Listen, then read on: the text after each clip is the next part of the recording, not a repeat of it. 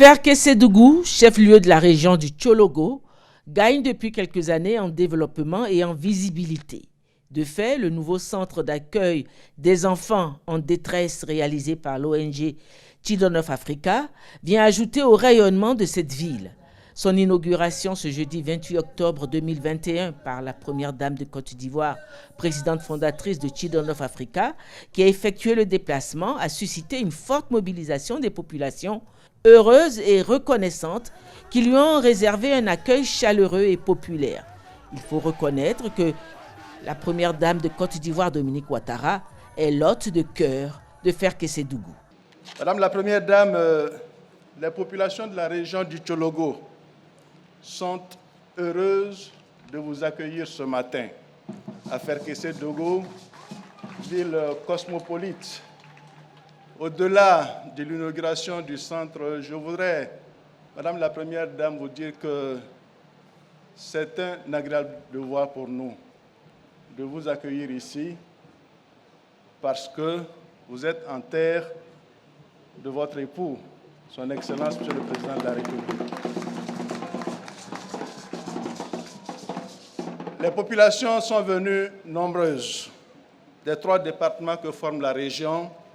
Je veux parler du département de Ferkessédougou, du département de Kong, du département de Ouangolo-Dougou, pour manifester leur grande joie de votre visite dans leur région. Que dis-je, dans votre région? La cérémonie avait aussi drainé de nombreuses personnalités politiques, diplomatiques, notamment l'Association des épouses d'ambassadeurs accrédités en Côte d'Ivoire, les partenaires du système des Nations Unies, les élus et cadres de la région. Si Ferkessédougou a été choisi pour abriter ce centre d'accueil pour enfants en détresse, c'est en grande partie en raison de la triste réputation de la région relativement à l'exploitation et au travail des enfants. La ville de Ferkessédougou constitue la principale zone de transit et la porte d'entrée de la traite transfrontalière des enfants. Madame la Première Dame, vous avez reçu le pari d'offrir aux futurs pensionnaires de ce centre un beau cadre d'accueil. Grâce à cette infrastructure qui vient de voir le jour, les enfants arrachés aux mains des trafiquants d'enfants et des exploiteurs dans les plantations pourront bénéficier d'un abri et être scolarisés et recevoir une formation professionnelle. Au nom du gouvernement, la ministre de la Femme, de la Famille et l'Enfant a salué les efforts de la première dame de Côte d'Ivoire, qui est aussi la présidente du CNS, le Comité national de surveillance des actions de lutte contre le travail des enfants, qui a permis de faire reculer la menace d'embargo international sur le cacao ivoirien.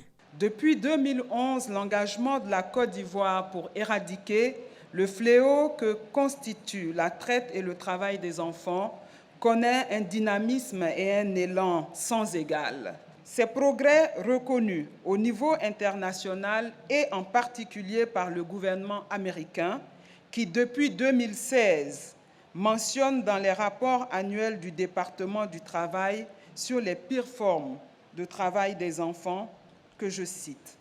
La Côte d'Ivoire a réalisé des progrès appréciables sur la voie de l'élimination des pires formes de travail des enfants.